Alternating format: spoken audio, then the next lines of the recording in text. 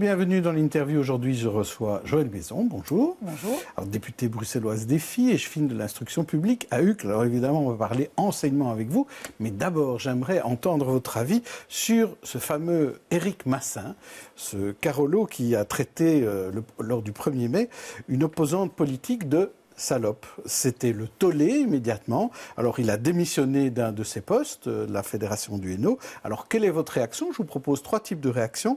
La première, c'est on ne laissera plus rien passer.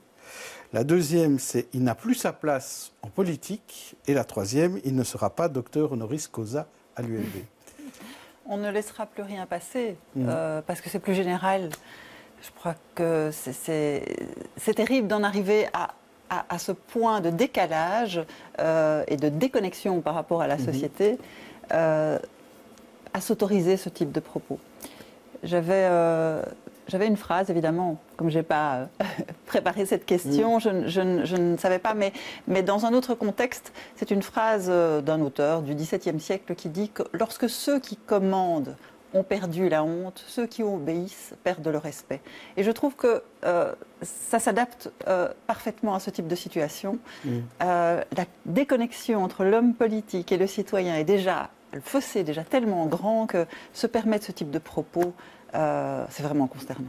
Et il y a un problème d'exemplarité aussi, tout évidemment, simplement. Évidemment. Enfin bon, c'est inacceptable. Et je vous dis, à partir du moment où on s'autorise à proférer ce type de propos, dans une assemblée publique, c'est que vraiment, la déconnexion avec le citoyen est totale. Alors, déconnexion, décrochage, peut-être, on n'en est pas très loin. Parlons du décrochage scolaire et de l'absentéisme. Vous avez interrogé la ministre de l'enseignement, de l'éducation plutôt, Marie-Martine Schins, là-dessus. Il y a trop d'absentéisme dans nos écoles et de plus en plus, en fait. C'est ça que vous constatez? Voilà, alors les demi-jours d'absence tolérés ont varié. Auparavant, c'était 20 demi-jours, aujourd'hui c'est 9 demi-jours. On peut s'interroger sur la pertinence de cette latitude, finalement, des demi-jours d'absence qui sont tolérés. On l'accepte pour certaines situations qui doivent être tout à fait ponctuelles, mais je trouve que 9 c'est beaucoup, 9 demi c'est beaucoup. Auparavant c'était 20, donc c'est mieux. Mais sur le principe, je trouve que le message est difficile déjà à faire passer. Les élèves se disent volontiers qu'ils ont droit à 9 demi-jours de brossage, très clairement. Ensuite, le dispositif, il est censé être contrôlé. Alors, il est vrai que sur le terrain, les parents reçoivent en général des avertissements, des demi-jours qui sont déjà atteints, mais il y a très peu de suite. La ministre m'a répondu que le décret prévoyait toute une procédure, mais sur le terrain, ça ne se passe pas comme ça. Il n'y a pas de suite. Ou très peu de suite. C'est-à-dire si les parents ne répondent pas systématiquement. Si les parents ne répondent pas, les demi-jours s'accumulent. Et en tout cas pour l'enseignement organisé par la Fédération Wallonie-Bruxelles, dans les Athénées, là où le problème est aussi très prégnant, il n'y a pas de suite. Et alors, le ministre-président, lui, a sorti des chiffres d'une étude concernant le décrochage scolaire sur la région bruxelloise. Là aussi, c'est inquiétant. Près d'un élève sur 2 risque le décrochage scolaire. 15% des élèves abandonnent l'école beaucoup trop tôt. Le décrochage scolaire, c'est finalement l'étape après l'absentéisme, ça. Exactement. Donc, il y a l'absentéisme, le dépassement des demi-jours. Et puis après, à un certain moment... à un certain niveau d'absentéisme, on parle de décrochage. Alors le décrochage, il est évidemment multifactoriel. Lorsqu'on sait qu'un jeune sur 2 a doublé avant l'âge de 15 ans en Fédération Wallonie-Bruxelles, c'est aussi à remettre dans le contexte de l'évolution de l'école, de la motivation de l'élève par rapport à l'école. Aux mesures du pacte, mais pas seulement aux mesures du pacte, à tout ce qu'il faut faire de façon urgente pour précéder le pacte, aujourd'hui, pas en 2020 ou 2027. Mais donc aujourd'hui, qu'est-ce qu'il faut faire?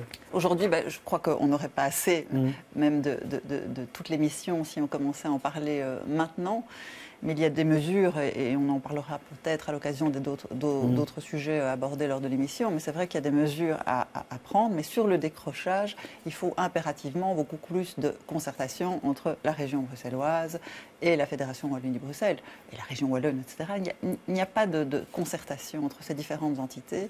Et ça manque cruellement aujourd'hui. Les concertations pour faire quoi, par exemple? Les concertations pour que les mesures d'alerte, que les signaux d'alerte soient évidemment pris beaucoup plus rapidement, pour que les institutions mises en place puissent réagir beaucoup plus rapidement afin que ces jours d'absence ne se transforment pas systématiquement ou risquent moins de se transformer en décrochage. Là, on a l'impression que l'école est un paquebot et qu'on ne sait pas très bien qui est absent, qui décroche. On manque d'indicateurs, dit le ministre-président.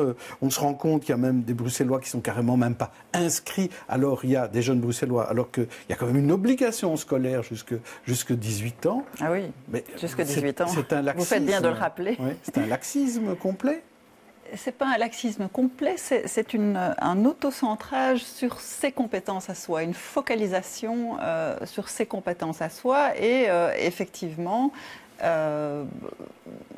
un laisser-aller général. Moi, j'ai l'impression qu'il y a un laisser-aller général et qu'aujourd'hui, chacun est là au fil de l'actualité, au gré de l'actualité, pour dire on va prendre des mesures d'urgence. Enfin bon, le problème du décrochage et le problème de l'absentéisme à l'école, il n'est pas nouveau. Donc ça fait quand même un bon paquet d'années et ça ne s'arrange pas. Alors on parlait de l'obligation jusqu'à 18 ans et le ministre Géolet, le ministre wallon, lui a dit j'aimerais bien revenir à 16 ans. Alors qu'est-ce que vous en pensez de cette proposition ?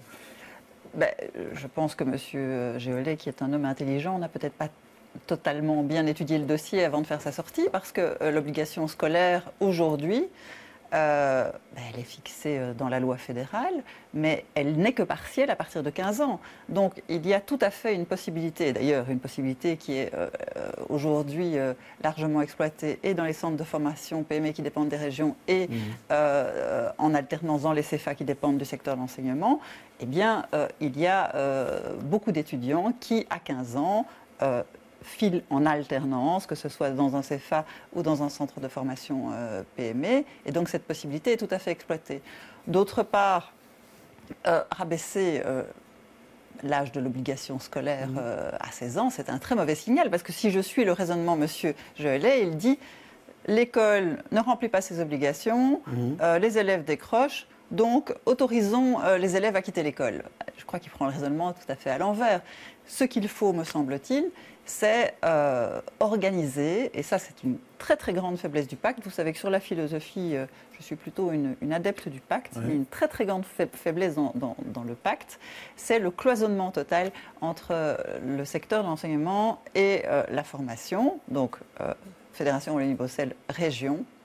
Les deux dispositifs, donc l'alternance qui est organisée dans un dispositif et dans l'autre, qui a abouti pourtant à un contrat commun grâce aux efforts du ministre Gozouin, eh bien, ces deux dispositifs manquent de porosité, de perméabilité, manquent de passerelle.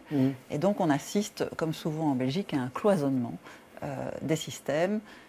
Et ce serait un message très positif, et pour les élèves qui, à 15 ans, ont envie de s'orienter vers des choses plus pratiques, tout en continuant à bénéficier d'un enseignement théorique, de pouvoir le faire de façon indifférenciée dans le cadre d'une formation qualifiante tout au long de la vie, comme le prône le ministre Gozouin, tantôt dans un CFA, tantôt dans un centre de formation, et que ces deux secteurs ne soient pas séparés et aboutissent à une même certification. Eh bien, en tout cas, moi, quand je vous entends, je trouve que ce serait plus simple de régionaliser l'enseignement. Mais je sais bien que ça c'est un autre problème. Alors, il y avait aussi cette pénurie de profs. Et Marie-Martine Schintz a trouvé, semble-t-il, une bonne idée. Ramenons des profs retraités dans les écoles. Oui. Écoutez, moi j'ai envie de dire, mais exhumons les morts aussi. Non, ça me paraît tout à fait absurde.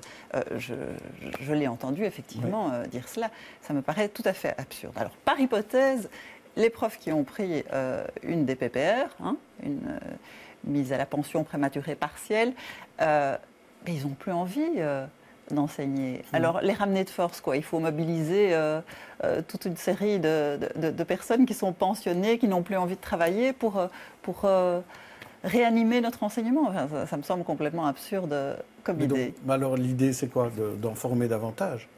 Alors, l'idée, moi j'en ai beaucoup, mais c'est peut-être pas à moi de les avoir, puisque ça fait quand même des années si pas une dizaine d'années, que l'on s'attend à ce problème de pénurie d'enseignants. On se retrouve dans un système où l'enseignant, qui est censé avoir un prestige, puisqu'il transmet, et que c'est finalement le plus beau métier du monde, c'est un métier en pénurie. Donc, normalement, quand on peut délivrer le message à l'étudiant, ben, quand tu sors d'une école, d'une haute école, eh bien, tu vas pouvoir trouver un emploi très certainement, puisque c'est un métier en pénurie. Et puis, assez étonnamment, c'est un métier une profession qui est tout à fait désertée et on sent une morosité ambiante. Alors, évidemment, il y a plein de facteurs à cela. Le premier facteur pour moi, ce sont les statuts. C'est l'extrême rigidité qui régit le statut du personnel enseignant et singulièrement 3 statuts pour 3 réseaux différents et une absence de suite, c'est-à-dire qu'un enseignant qui va enseigner dans un réseau, son ancienneté, barémique oui, mais son ancienneté dans la fonction ne va pas pouvoir lui permettre de travailler dans un autre réseau. Mais enfin, à quelle époque sommes-nous ? Donc il faut simplifier. C'est juste, on a voulu protéger les enseignants, cloisonner les réseaux. Aujourd'hui, il faut faire les choses tout à fait différemment. Alors d'autre part, le pacte dit propose des tas de bonnes mesures pour les enseignants, mais à long terme. Et on propose aussi une formation initiale, l'avant-projet de décret, voilà. Mais tout ça, c'est pour dans longtemps. Même 2019, 2020, 2021, c'est dans longtemps. Il faut agir tout de suite. Il faut donner des outils. La ministre l'a bien fait pour le maternel. Donc, elle a décidé, le gouvernement de la Fédération Wallonie-Bruxelles a décidé d'engager 1100 profs sur 2 années scolaires dans le maternel pour donner confiance, pour donner courage, pour encadrer et pour... Donc faisons la même chose dans le secondaire. Mais donnons pas dans le secondaire nécessairement, mais donnons aux jeunes profs l'assurance d'avoir au moins une année de travail sans devoir bouger dans tous les sens comme ils le font aujourd'hui, avec une certaine sécurité et un certain encadrement. Vous savez, le métier de prof... Vous allez terminer là-dessus. D'accord. Le métier de prof est nourri par le paradoxe suivant, c'est celui qui comporte le plus d'incertitudes en début de carrière, les 5-6 premières années, et trop de certitudes en fin de carrière avec la nomination et l'absence d'évaluation, qui peut démotiver évidemment par effet de contagion les profs qui ont gardé le feu sacré et qui travaillent bien. Merci Joëlle Maison. Demain, vous retrouverez Stéphanie Meyer avec notre invité. D'ici là, bonne journée, bonne soirée à tous.